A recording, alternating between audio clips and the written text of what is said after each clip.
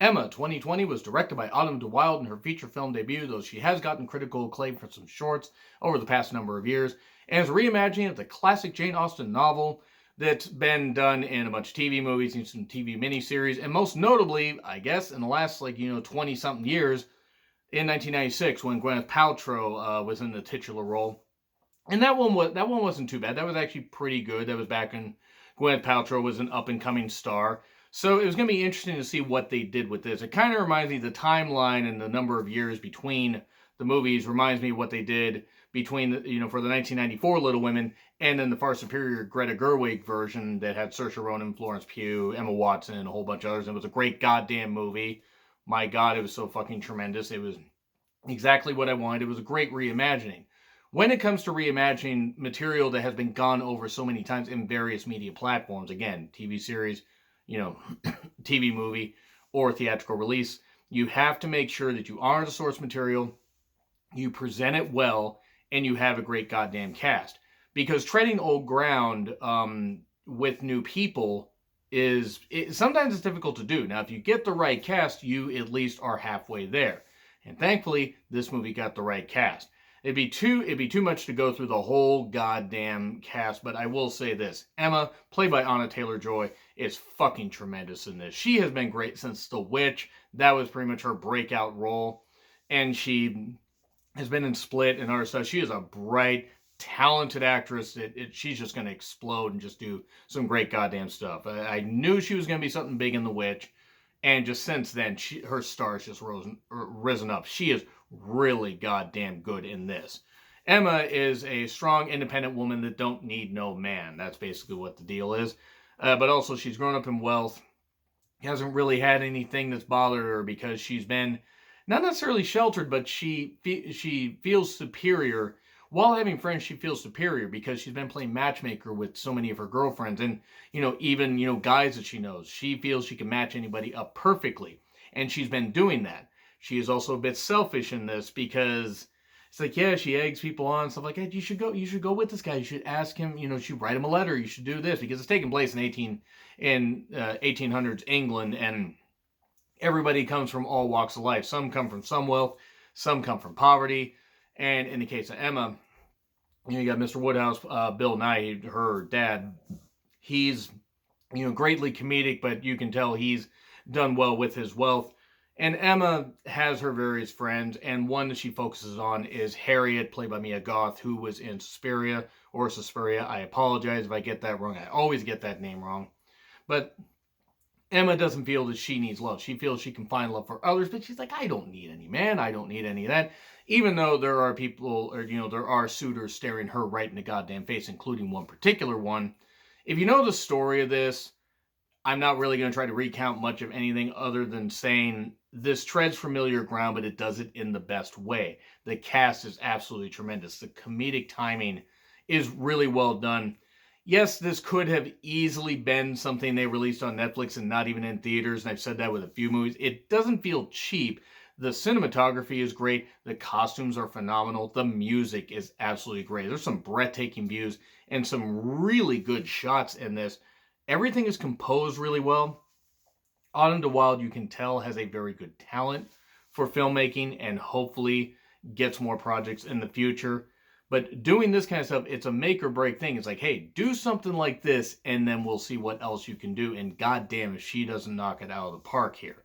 And the cast is absolutely great, as I said. Mr. Knightley, Johnny Flynn, he is really good as a guy that has known Emma for a while.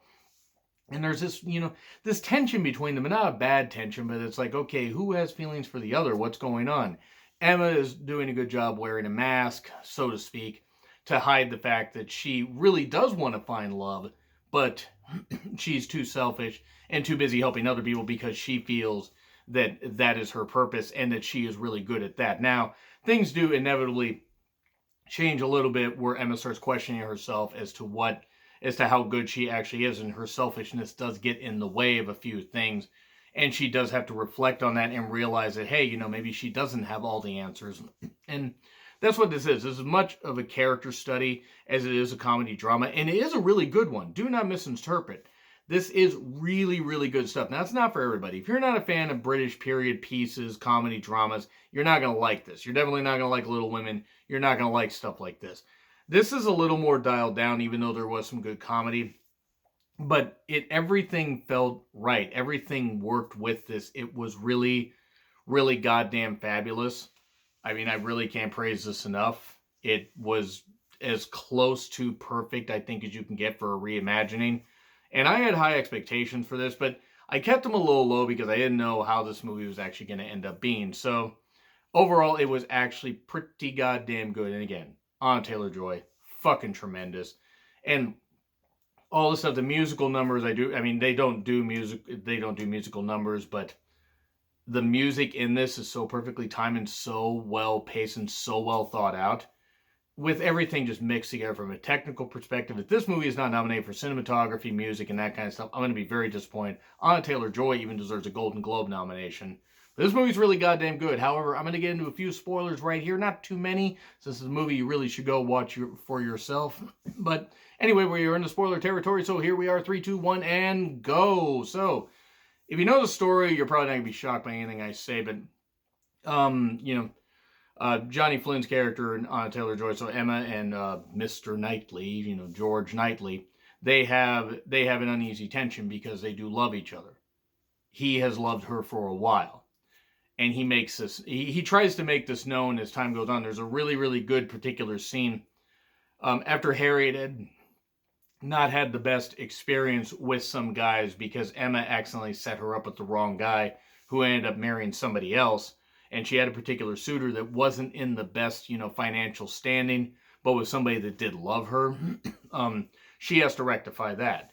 And then also, Johnny Flynn's character is making it known that he really does love Emma. And as things come around, they have a really, really good dance, like, one of those, goofy dances that goddamn white people dancing, goddamn, what's wrong? No, I'm kidding. It was just one of those old school, ballroom dance things, but it was like taking place in a pub. And it was pretty good stuff. But there was just that really, really, I don't want to even say uneasy, but it's just they captured it perfectly. The tension where it's like, holy crap, they realize they care about each other. He realizes he cares about her. She runs away. He, pursues her.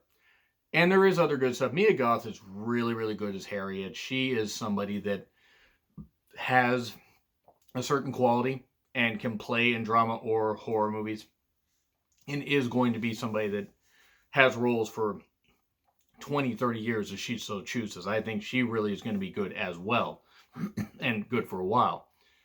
She plays her role well. Everybody, from the supporting cast on, whether it's just bit parts or parts where there's a little meat to them, potential suitors, whoever, there's really a lot of good stuff with it.